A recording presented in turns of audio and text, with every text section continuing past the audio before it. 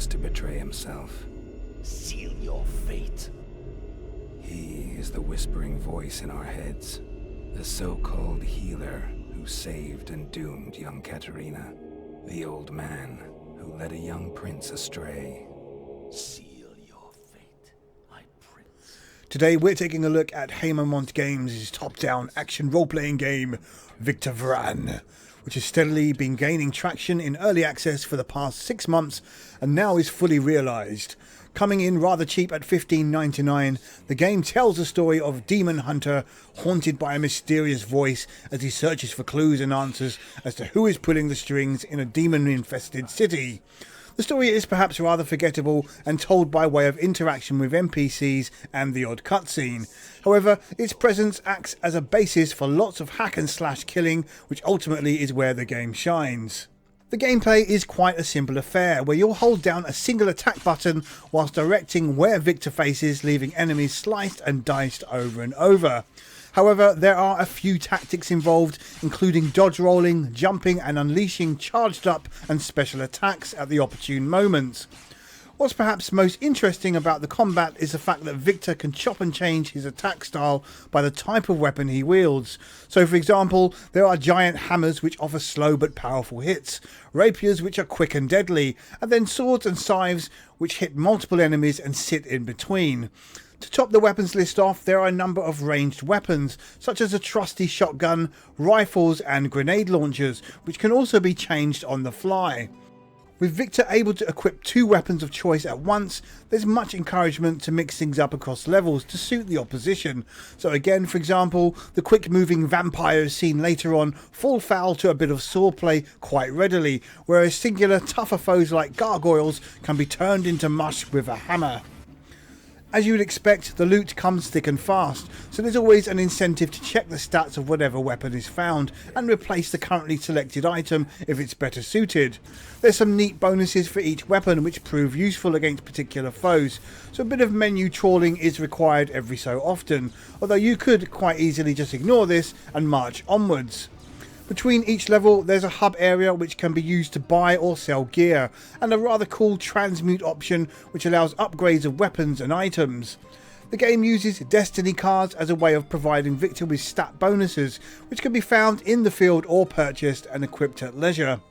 As Victor levels up, more slots become open and allow players to tailor the base stats and skills.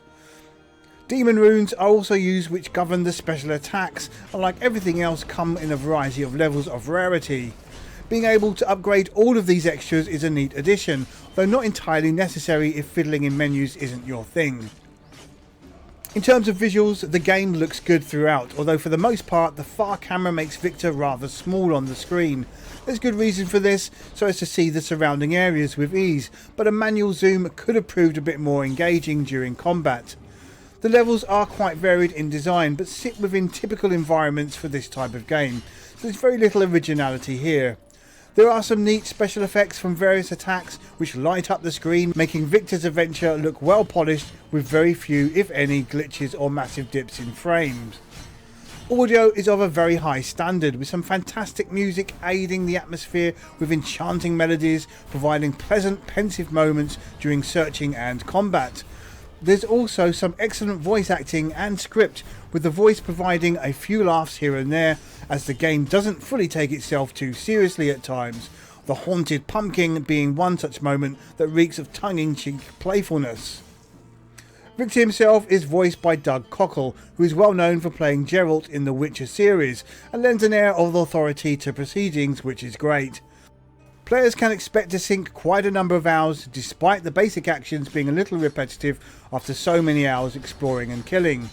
What is rather good is an encouragement to replay levels to gain all of the stars. Players are encouraged to experiment with hex modifiers which ramp up the challenge considerably. Once the game has been bested, elite challenges are unlocked, adding even greater accomplishment to obtain.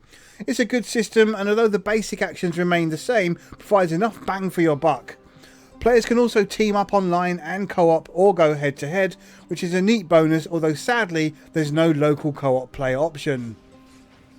Victor Vran enters the fray as a surprisingly well polished and exciting action role playing game to sink your teeth into. It's got some decent humour, solid gameplay mechanics, and a stat system which allows for multiple ways to tailor the character to your liking. With lots of loot to find and plenty of enemies to lay waste to, there's enough entertainment here to reach into double figures and beyond.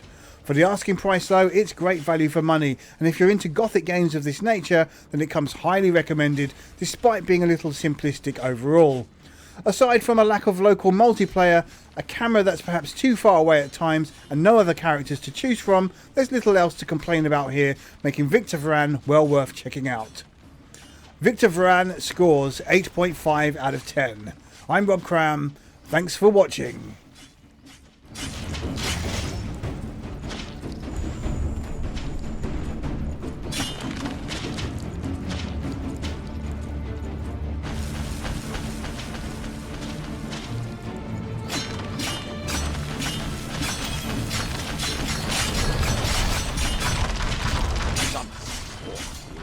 The poor bugger was on his back.